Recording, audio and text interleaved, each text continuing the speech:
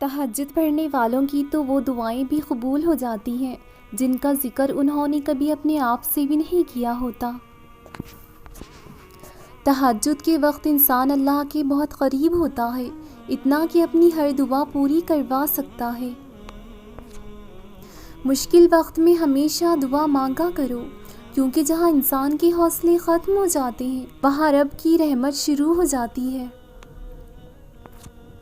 اگر چاہتے ہو کہ تمہاری سب دعائیں قبول ہو جائیں تو تہجد پڑھا کرو اور اللہ سے اپنے دل کی سب باتیں کر لیا کرو۔ اس وقت اللہ ہمارے بہت قریب ہوتا ہے۔ جس کہانی کی وجہ سے تم تہجد تک پہنچ گئے ہو، اس کہانی کو اللہ کیسے ادھوری چھوڑ سکتا ہے؟ تہجد میں مانگی گئی دعائیں کن سے فیکن کا سفر طے کرتی ہیں۔ ایسا کوئی زخم نہیں جس کی شفا تہجد میں نہ ہو۔ جب اللہ کے بندے ہمیں توڑتے ہیں تو ان کا توڑنا ہی ہمیں اللہ سے جوڑتا ہے۔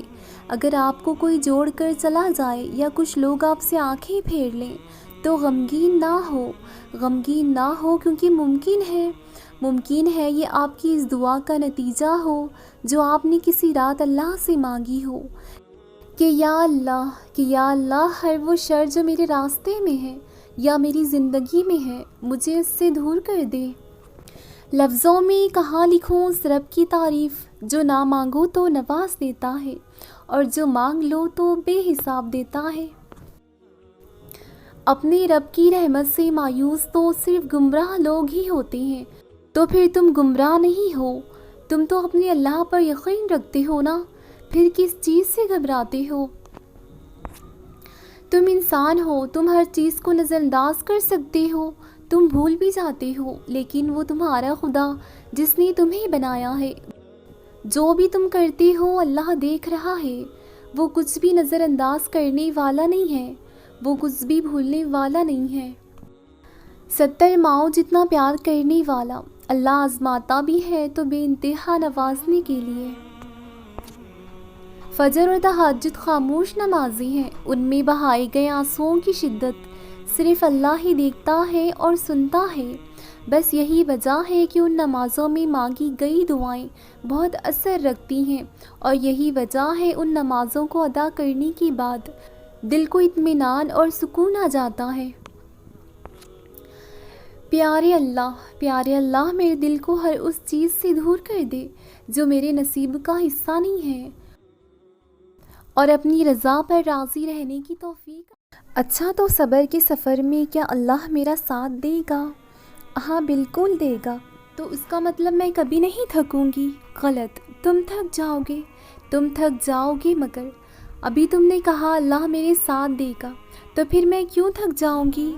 اللہ ساتھ دیتا ہے مگر تم انسان ہو اور تھکنا، رکنا، رونا یہ سب تم خود کرو گے۔ ہاں بے شک اللہ کا ساتھ تمہارے ساتھ ہے، تنہا نہیں ہونے دے گا۔ تم رک جاؤ گے تو تمہیں چلنے کی ہمت دے گا اور تمہیں صبر اور حوصلہ دے گا۔ اس کی رضا کے راستے آسان نہیں ہوتا، لیکن ناممکن وہ رہنے بھی نہیں دیتا۔ وہ مشکلوں کے حل مشکلات کے راستے ہی دیتا ہے۔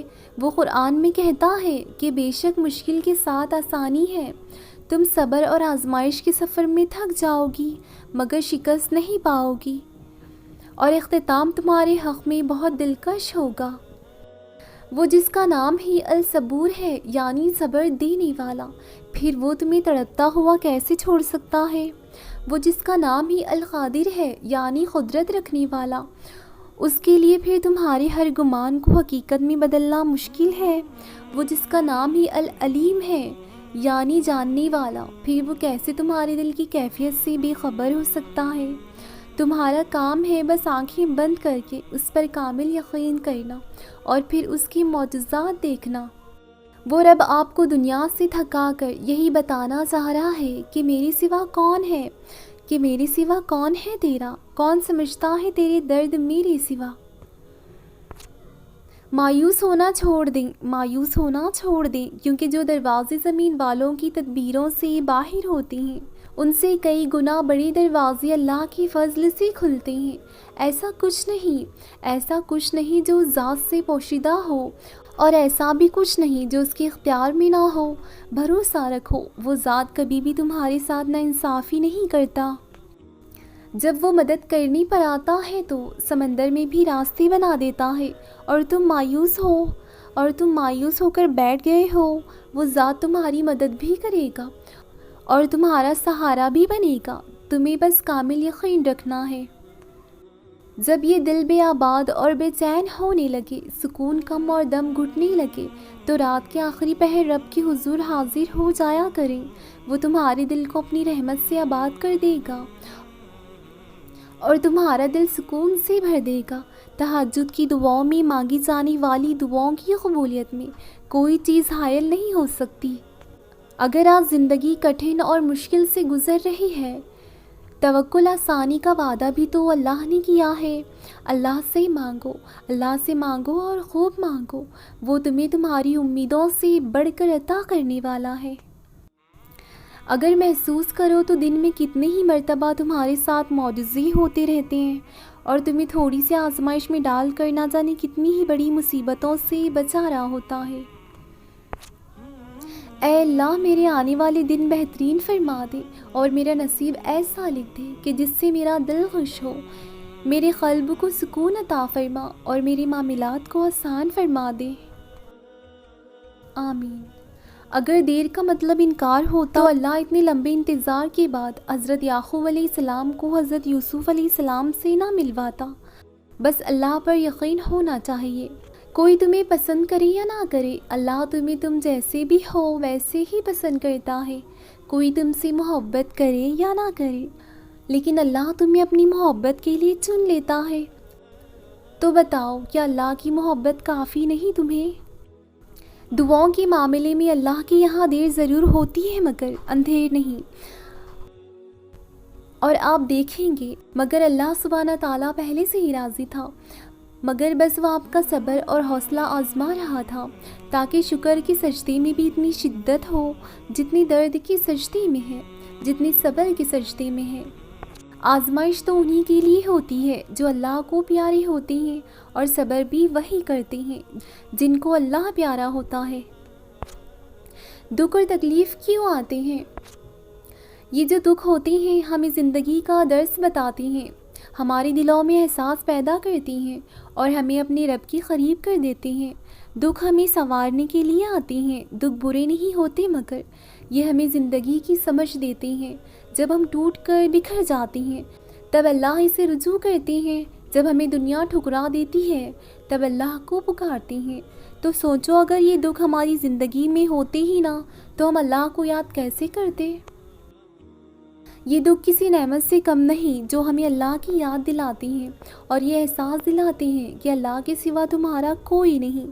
جب لوگ ہمیں تنہا چھوڑ دیتے ہیں تو وہ رب تب بھی ہمیں سنتا ہے، سہارا دیتا ہے۔ یہ دکھ جو ہم لوگوں کو سناتے پھرتے ہیں، اگر اللہ کو سنائیں تو وہ ہمارے آنسوؤں کا بھرم بھی رکھ لیتا ہے، وہ پہلے سے زیادہ بھی مضبوط بنا دیتا ہے۔ تم نے دعا مانگی، تمہیں لگ رہا ہے کہ قبول ہوگی یا نہیں، مگر کبھی کبھار اللہ تمہاری نہ سن کر تمہیں تکلیف میں ڈالتا ہی اسی لیے ہے کیونکہ اس تکلیف کی ایک وجہ ہوتی ہے اللہ کی طرف سے۔ وہ تکلیف تمہیں صبر کرنے کا حوصلہ دیتی ہے اور یہی تمہاری دعاؤں کی قبولیت ہے، یہی التجاؤں کا جواب ہے، اللہ کا جواب۔ وہ بھی یہی چاہتا ہے، وہ بھی تمہیں دینے کے لیے راضی ہے، وہ بس تمہیں سننا چاہتا ہے بار بار، کیونکہ تمہارا اس کو بلانا اچھا لگتا ہے۔ ہو سکتا ہے آپ ستاروں کی تمنا کر رہے ہو مگر اللہ آپ کو چاند سے نوازنا چاہتا ہو۔ کچھ چیزیں تمہارے نصیب کا حصہ نہیں ہوتی مگر تمہارا صبر اور تمہارا حوصلہ تمہیں اس منزل تک پہنچا دیتا ہے جہاں کن ہوتا ہے، اور اللہ فرماتا ہے تم صبر کی